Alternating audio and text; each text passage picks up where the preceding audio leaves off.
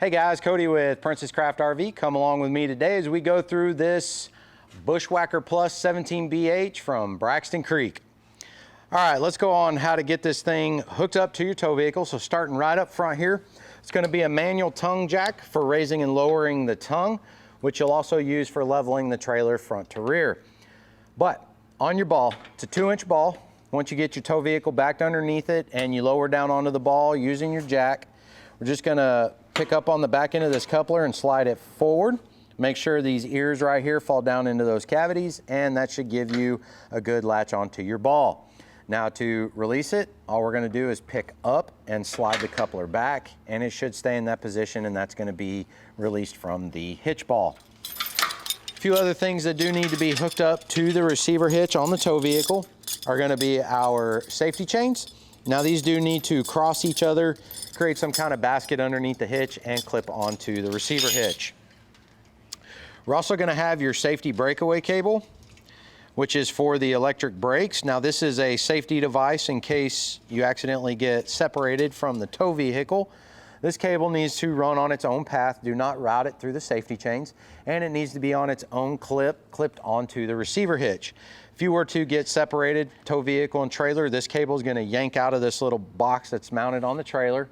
And as long as you have a good 12-volt battery on the trailer, this is going to engage the brakes on the trailer to bring it to a stop. Last thing that's going to hook up to our tow vehicle is going to be our 7-way cord here. This is going to run all of your running lights, turn signals, brake lights, and the charge line, and your electronic brake control to control the brakes on the trailer if your tow vehicle is so equipped. Just behind that, we're going to find your 20-pound propane cylinder. This is just a standard style propane cylinder that you can get exchanged, or you can refill it, whatever's available to you. But let me show you how to remove this thing from the trailer. First things first, we're just going to remove your LP supply hose. You're going to turn the green connector here all the way to the left till it comes off. Make sure your cylinder is turned off before you do that. Then we're going to loosen up the clamp here just by loosening the wing nut. And then we can lift the cylinder out of the clamp. And now we can take this and put it in our vehicle and take it and get it exchanged or refilled, whatever is available. And just remember, anytime you're transporting a cylinder like this, that it is in the upright position. Now putting it back in is going to be just the opposite. Once it's refilled, we're going to set this back in here. I like to go ahead and hook up my supply hose. Just going to fit it on there and hand tighten it to the right. And then we can go ahead and snug down our clamp using the wing nut. Now this is all designed to be done by hand, so nothing here needs to be tightened down with tools. This should be fairly easy to do. A little bit of lubricant on that bolt there will keep it nice and easy as this thing goes through the weather as well. Now you can go ahead and turn your service valve back on. To turn the valve on, it's going to be all the way to the left. To close it, all the way to the right. All right, just behind that, we're going to have our 12-volt battery. This is going to be a RV Marine deep cycle wet lead acid battery, which means that the caps do need to be popped off periodically to check water level. To get in here, we're going to undo this strap, and then this is called a snap top lid, so there's little snaps, one on each side. It's going to keep the lid on, and inside you'll find your battery. Just 2 cables hooked up on this one, one black. Red is going to be your positive, black will be your negative. These will be your caps that you need to pop, check water level, and you'll just top that up with distilled water. All right, moving over around onto the off-door side of the trailer. A couple of identification tags right up here on the front corner. The top one there that's got the yellow highlighting on it is going to be your tire identification tag, tire size, tire pressure. So when you need tires and you're doing tire pressure checking, if you can't remember how much is supposed to be in it, check that. The manufacturer has determined that that is the appropriate pressure in your tires for this trailer. Sticker below that is going to be from Braxton Creek. It's going to have your VIN, which is your identification number for this trailer on it, as well as some weights and other information. Just behind that, we're going to have our freshwater tank fill. To fill this up, we're going to open up our cap, put our water hose in, and turn our water hose on until the water back washes out at you. And that will give you a full tank of water. Once that's done, just remove the water hose and put the cap back on, and you'll be good to go. Below that's going to be our 6-gallon gas electric water heater. 6 gallons of usable hot water for this unit. Couple things on it: drain plug in the bottom left corner. It is going to be a plastic style drain plug. I do highly recommend keeping some extras on hand in case that one gets cross-threaded when you're trying to put it back in after servicing your water heater. This little area over here is going to be the start of our burn chamber. Insects like to get in here and build nests. They can affect the ignition operation, things like that on the gas side. So it's a good idea to inspect this for cleanliness every now and then. Little compressed air to blow it out is not a bad idea. Up here in the center top, we're going to have our safety pop-off valve. These will drip occasionally from time to time, but a good way to check and see if you do have water in the water heater is just to pop that open and make sure water comes out, because you want to make sure you have water in your water heater before you turn it on gas or electric. If you turn it on and there's no water in it, you can cause damage to some of the components of the water heater. Other than that, you can put a little insect screen around this vent opening right here to try to keep out flying insects like dirt daubers and wasps. Right underneath, we're going to find our freshwater tank drain. That's going to be that valve right there. That's going to be how we drain our freshwater tank if we need to dump it off for winterization or storage purposes, or just don't need the fresh water for weight purposes. This big vent up here is going to be our fresh air ventilation for our air conditioner. So make sure anytime your air conditioner is running that this is not blocked. You will affect the operation of it if it is. Below that is going to be the upper refrigerator vent, and below that will be our lower refrigerator vent. And all of our refrigerator controls are out here. So let me show you how to turn your refrigerator on and off and do lighting on gas and all that good stuff. So we do have a couple of knobs, and we also have 2 switches. Our switches, green one is going to be for our 110 operation. The red one is for our 12-volt operation. Now, we don't usually recommend 12-volt operation. It pulls a lot of amps and generally drains your batteries dead. It's a maintainer, so if you can't run it on 110 or LP gas, running it on 12-volt will keep it cool for a few hours. Ideally 12-volt ideally 110 or our LP gas. So to light it on LP gas, you're going to use this knob here, and you're going to take and turn this. Let's see, hang on, let me get on the other side real quick. Okay. You can just turn it to high. You're going to push and hold that knob down, and then you're going to use the striker right back here, and you're going to use that to light it. Now, to check for lighting, you're going to open up this little circular flap right here, and inside you'll be able to see your burner tube, and you'll be able to see your flame once it's lit. So once it gets lit, you'll want to continue to hold this knob down right here for about another 10 seconds. And once that flame gets good and established, you should be able to let off, and the flame should stay lit. Now, the other knob that's back in here is going to be our thermostat control on the electric. So it's going to be a 0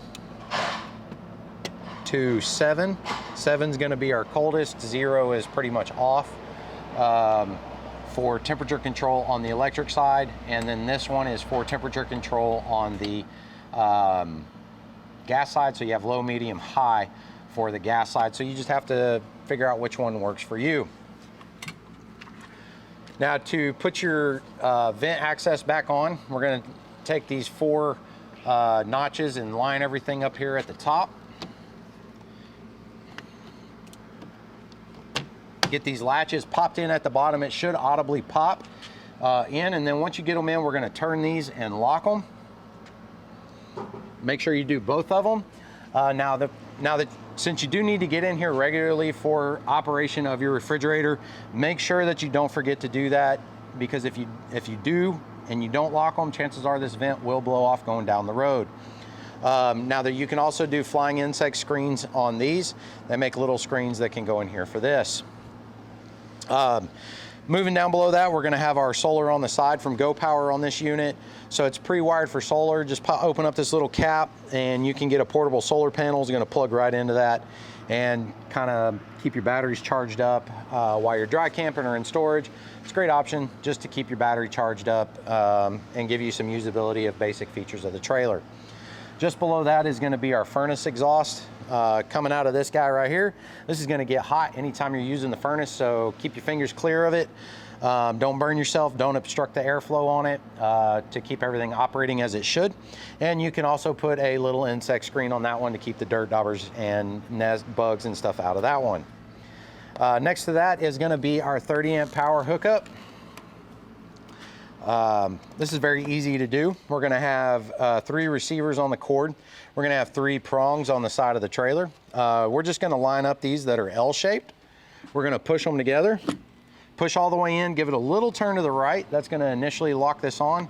And then we're going to take this lock ring and we're going to snug this all the way down. We want to make sure we get a good snug connection on our power cord. So if it's loose, then we can get overheating, we can get arcing, things like that can cause power issues, as well as melting and things on the cord end. So just make sure you get that connected good there. Wheels and tires, we've already talked about tire pressures. Follow the vehicle's manufacturer tire pressure spec per that sticker. Check them regularly, just like you should on your car. The other thing is going to be our lug nut torque on the trailer wheels. Need to be checked. When the trailer is new, most manufacturers do have a recommended mileage. It's usually like 25, 50, and 100 and 200 miles. They also recommend following that same mileage sequence after you've had the wheels off for servicing or you've had the tires replaced, anything like that, to retorque at that mileage interval as well. Now here at Princess Craft, we do like to recommend that you check the wheel lug torque before any trip that you make, just to make sure everything is good and tight and you don't lose a wheel going down the road, because that's not going to be fun. Connection behind our wheel here is going to be our freshwater connection. This is where you're going to hook up with your freshwater hose and a pressure regulator to provide water to the trailer under normal camping circumstances. That's where you'll get all your water from. Behind that's going to be our exterior shower. This all just pulls out, and the shower head can sit right here in the door, just for purposes if you like to keep it out. You do have a flow control head on here, so you can rotate this. It's either going to be full on or pretty much just a dribble to help control how much water you use, since you only get 6 gallons. The other thing is that you do have hot and cold mixing here, so you can adjust that temperature and shower off out here comfortably. You don't have to be cold. Just don't forget to turn all this off when you're done using it. You don't want to accidentally leave the knobs on and possibly create a water leak or anything like that. Also, when you winterize, don't forget to winterize the outside shower. Since there's really no insulation through a plastic door, it is very prone for freezing. It's going to be key lock shut. To put this away, this cord, the hose just wraps around the control knobs. And it pretty much all just fits in there like this. And then this closes and uses your key to lock it. Just underneath this, we're going to find our dump station. It's going to be this guy right here. We're going to have a gray valve on the left. Our smaller valve is going to be for our gray water drain, which is going to be sink and shower. Larger valve over on the right has a black handle. This is going to be our toilet, or our black valve or black water drain, which is specifically for the toilet. Now to do this, you remove the bayonet cap here, put your sewer hose on using the bayonet fitting, run it over to the dump. Gray water can stay open while you're camping. There's no solids generally going to be going in your gray water, so everything's going to run right out. Now your black valve must remain closed until you are done camping or until the tank is full. That way all of our liquids don't run out and all the solids settle in the bottom. So you got to keep it closed, give it a chance to break down, turn the liquid and everything to come out. Once you're done with that, it is a good idea to rinse the toilet from the inside or fill the tank back up, give it a good flush, make sure you get it good and clean. The other thing that's going to be right under here is going to be our low point drains. It's going to be these 2 turn valves right here, one blue line, one red line. These are going to be cold water low point drain, hot water low point drain. You'll want to drain these out when you're going to be putting the trailer away for a period of time or during winterization. Rear pass-through storage compartment. Not a whole lot going on in there, just passes all the way through. It's going to be held open with a baggage catch. So pull this little catch out right here, push the door up to it, and then let it hang on it. Now don't just grab your door and close these when you have this style of catch, because they will break. So make sure you push the door open, pull that back out of the way before you close the door all the way down, and then you're going to have a thumb latch and a key latch.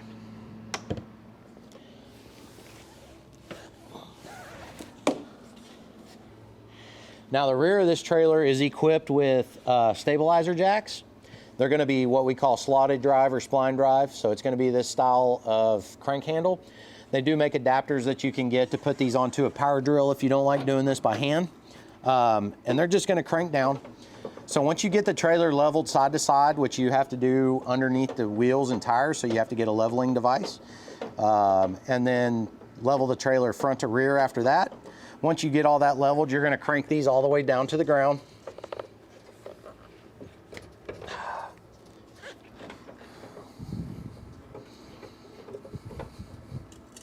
And once they get to the ground, you just want to snug them up. You don't want to keep cranking them. They're not designed to lift or level the trailer. They're there just to stabilize, so when you're walking around in the trailer, it's not bouncing all over the suspension.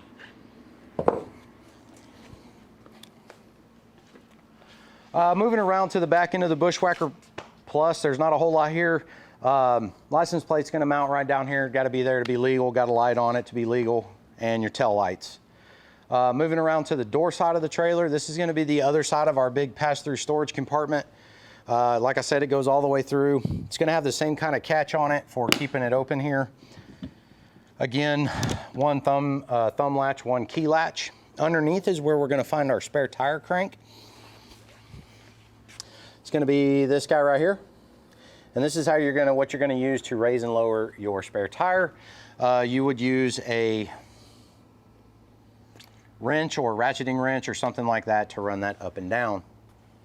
So right in front of our spare tire carrier is going to be our exterior LP accessory port. So here's where we can hook up an exterior grill or a LP gas appliance, fire pit, anything like that. To get hooked up to this valve does have to be closed, so it needs to be facing this direction here. You'll need a quick connect hose that will hook up here. You're going to push this collar back, push the hose into it, and then release the collar. It should latch on where you can no longer remove the hose, and then you'll have to turn your gas valve on down here. That is also going to keep that collar from accidentally disconnecting from the hose, and you should be ready to go. Now to disconnect, you'll have to turn that gas valve off, and then you will be able to push that collar back and disconnect. Don't forget your rubber dust plug there when you're going down the road, so that thing doesn't get clogged full of debris. Exterior 110 outlet here. Again, wheels and tires, same as the other side. Lug nut torque and tire pressure. Now your entry door step, single step unit to store it. We're just going to pick up right in the middle. We're going to pick up and then kind of push it in, and it should just fold right in. And that's where it's going to ride for travel. To deploy it for use, again, we're just going to put our hand under, pick up, and pull straight out. Make sure you get it all the way out, and then sit it down. So the last thing on the outside here is going to be our T-holder door holdback. It's going to fit right down into this receiver right here. So to do that, we're just going to pop the door open. We can swing our door around, pick that T-bar up, and then drop it right into there, and that's going to hold the door, which is great when it's windy. Just don't forget that you've got it latched, because if you reach around here and grab the door and go to close it, you're going to break it. It is just plastic, so don't forget that. It's always a good idea to maybe, if you forget, make it a habit to not yank and just maybe lightly tug on the door. If it doesn't go automatically, chances are you still have it hooked up. All right, that should cover everything on the outside of the 17BH Bushwhacker Plus. Let's go check out the inside. All right, so coming inside the door of our 17BH, right down here to the bottom right, we're gonna find our fire extinguisher. Safety device needs to be here. Check it periodically. Push down on that little green button there on the top. Should pop back up. As long as it pops back up, fire extinguisher should be good to go. Switch up here to your left is going to be for your exterior porch light. Very simple on-off switch. Coming inside, bunk access.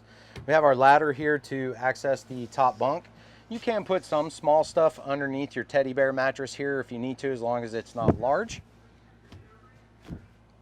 There is a light up here on the sidewall. It just has a push button, so all of your lights in here are going to work the same way. Little push button right in the middle of the light housing is going to turn all of your lights on and off. Bottom bunk is going to be very similar to the top bunk. We still have a light here, but we do have a charge station under here with 2 USB hookups for charging. Now underneath the bunk though, we do have some storage. Just opens up on a hinge door, and you have storage underneath. This is going to be your largest area for storage other than the pass-through in the back of the trailer. Overhead we have your vent fan. It's just going to be a manual crank lid here with the knob, and then you can either do forward or reverse. Forward has medium, high, and low speeds, and reverse just has medium and high, and then dead center you have off. So you just rotate the knob in the direction you want to go as to how you want to move air. Just don't forget to close this down when you're done using it, so you don't get any rain in if it starts raining. It's a good idea to put a vent cover over it. You know, it'll allow you some versatility to keep that lid open anytime you're in the trailer if you so choose.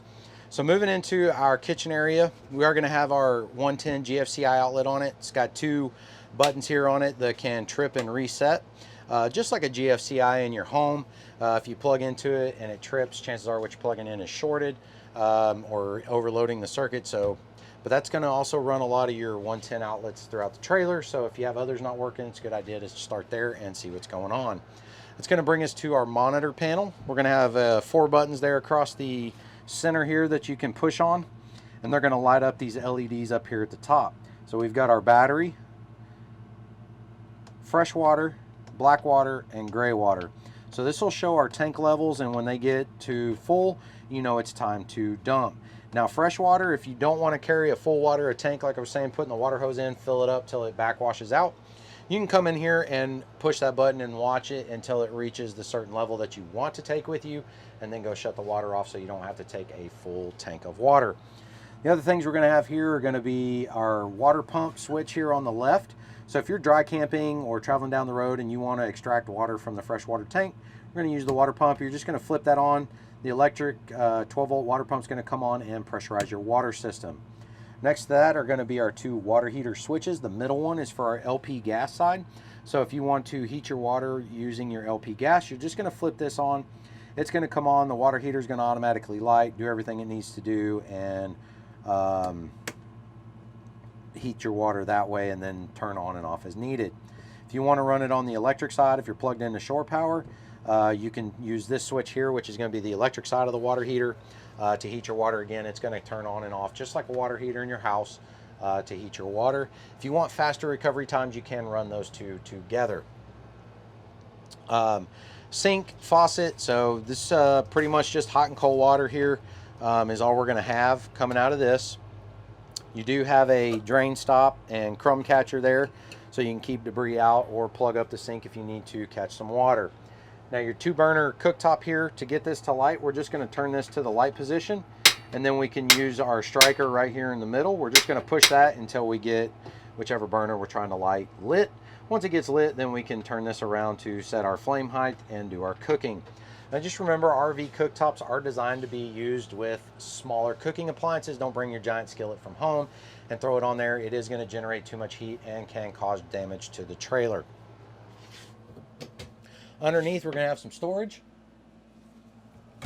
It's going to be our furnace output here, so anytime you're running the furnace in the wintertime, all the heat's going to come right out of that, and it's going to get warm in here pretty quick.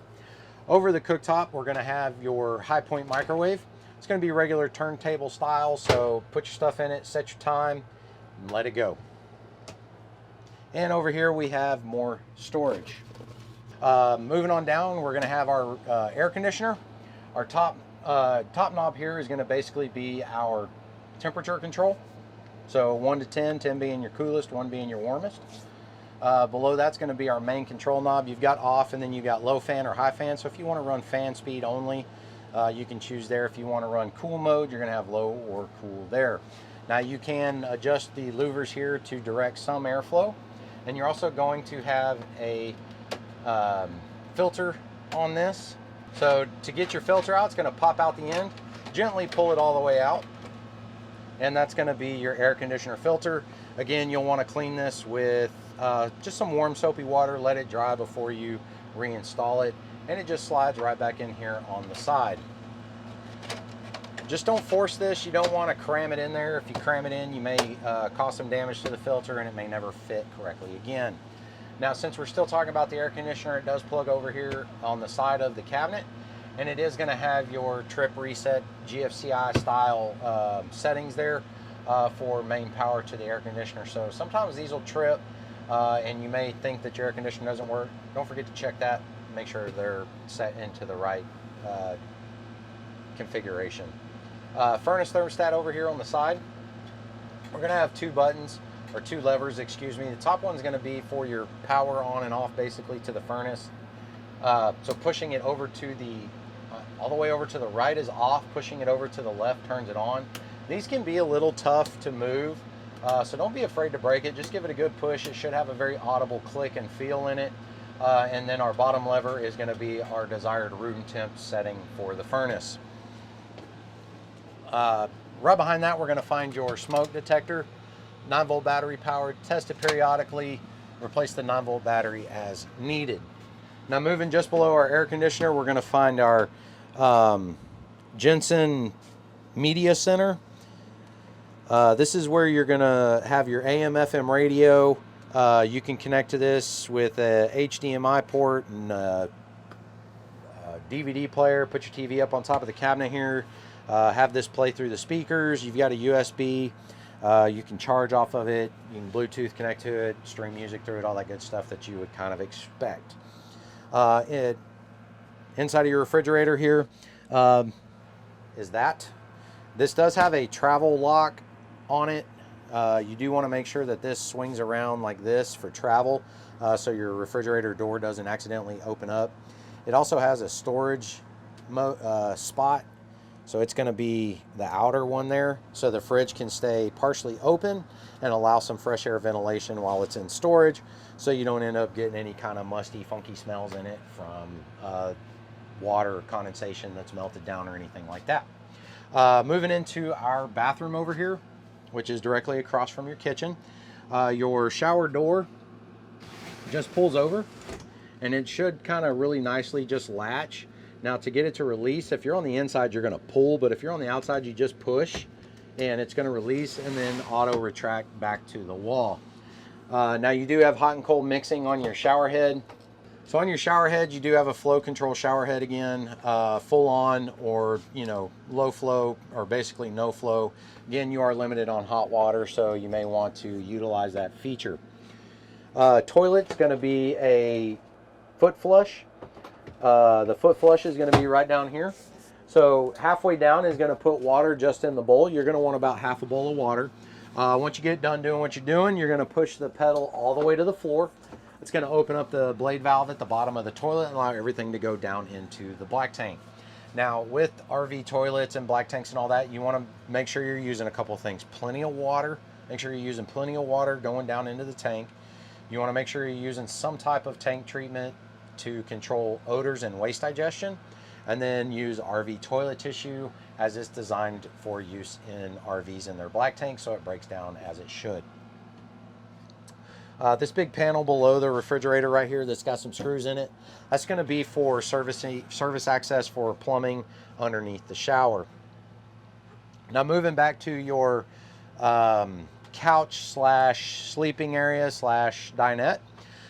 This thing it's multi-purpose. So right now it's set up to kind of be our dinette. Your table here can rotate. It's all mounted onto this post right here. To remove it, there is a lever up here at the top that we're going to pop loose, and that's going to allow us to lift the table off of the post. This lever right here is how we're going to loosen this up. We're just going to turn it to the left, just give it a few turns, and then this will slide off. Now, this can be stored wherever works for you. Just find a location that you're not going to forget. Now, this tabletop will now sit onto this location here, and then we can take our filler cushions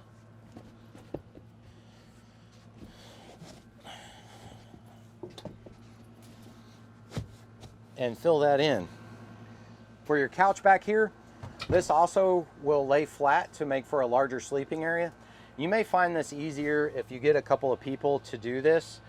This is on a slotted hinge, so it does have to lift up to lay back. So each side may need to be done separately if you're by yourself until you can get it to release. And then it's just gonna slide down underneath this lower cushion and lay down into that position there. And then this cushion's gonna squeeze down in there and make into a full-size bed or a larger lounging area, whatever works for you. So to make it back up into a couch, we're gonna pop this cushion back out. We're gonna rotate this forward, and we gotta kind of jiggle it to get these hinges to slide down in. There we go. And then you've got your couch back there. Now we can pop these back up, and our tabletop can now be removed. And you can put the post back into place and make it back into your dinette. Now you do have storage under your door side bench seat.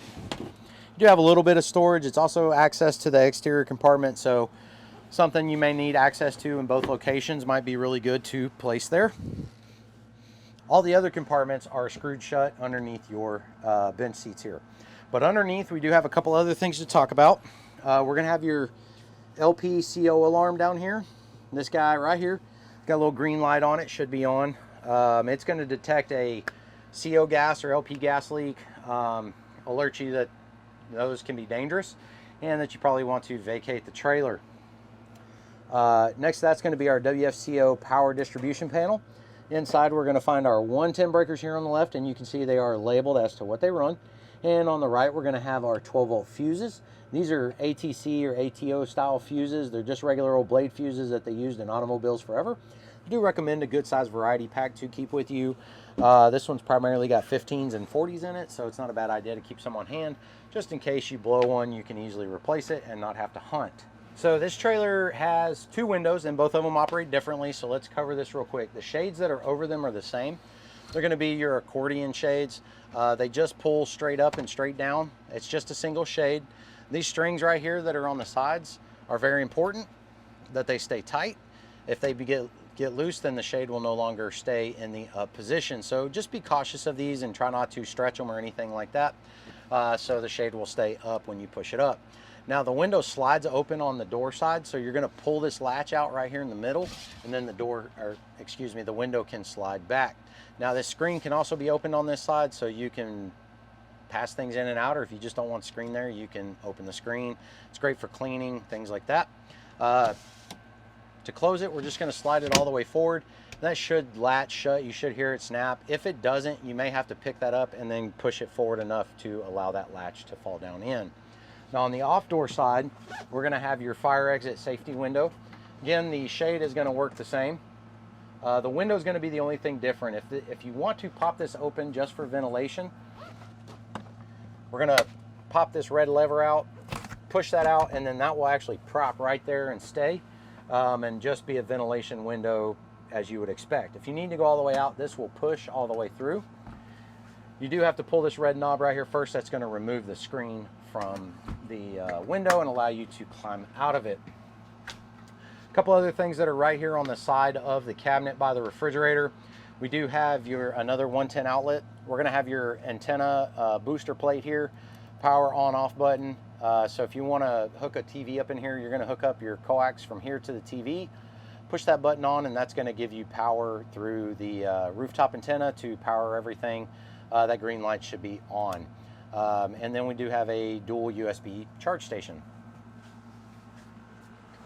Okay guys, I think that covers everything on the Bushwhacker Plus 17BH on the inside.